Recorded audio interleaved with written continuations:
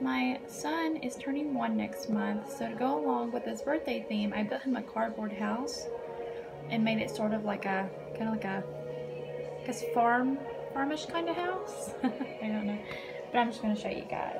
So here's what it looks like. It's all cardboard. This outside is wallpaper. We bought at a little thrift store. And I bought this PDF file off Etsy that goes along with the rest of his birthday party. I can link the buyer down below. And I just have a few stuffed animals up here on the top. And this is like a little post I made to help hold the roof up.